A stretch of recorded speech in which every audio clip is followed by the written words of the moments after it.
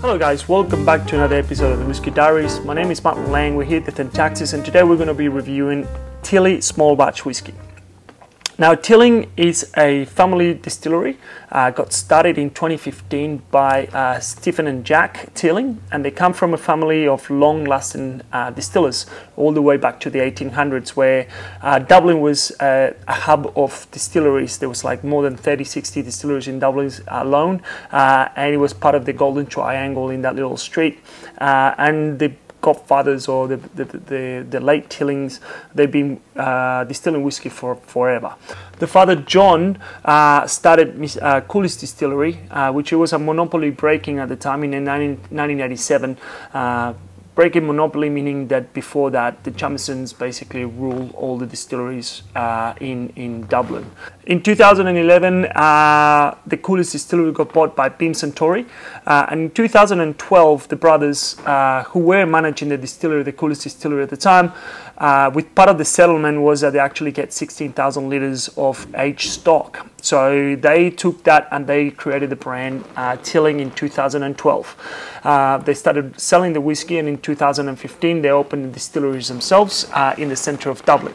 I've been to the distillery myself. It's a beautiful distillery and there's a lot of history and stuff. And the logo in the Teeling bottle is an actual racing phoenix, which means the distillery actually turned to fire, and they took over that distillery that was one of the biggest fires in Dublin apparently, and they rebuilt the distillery and stuff. So obviously it's the reborn of the phoenix, which is a really cool story.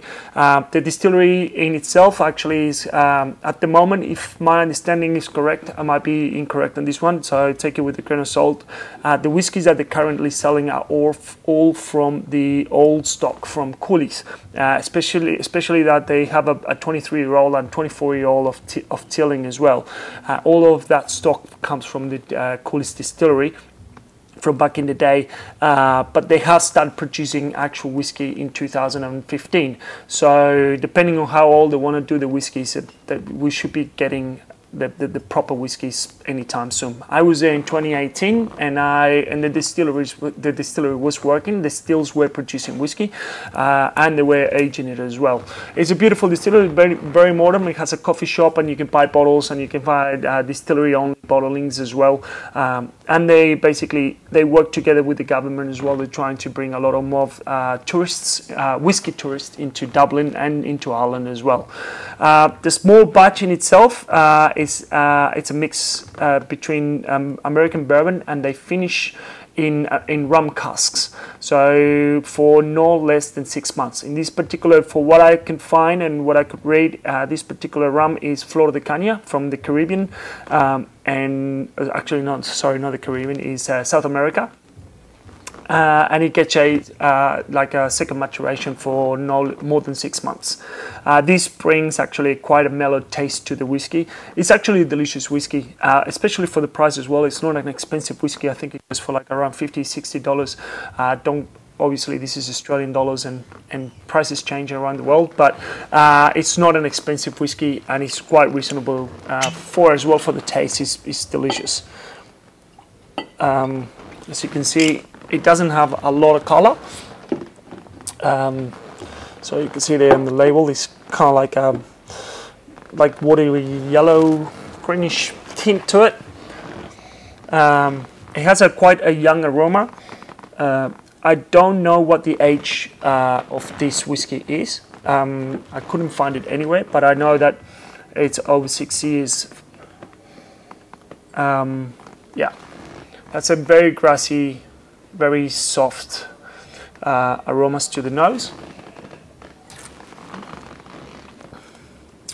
Yeah, that's quite green. Not in a bad way. Like, it's actually quite smooth and delicious. Like, it's not a bad thing to be green, but it just has almost like a lack of character from the wood.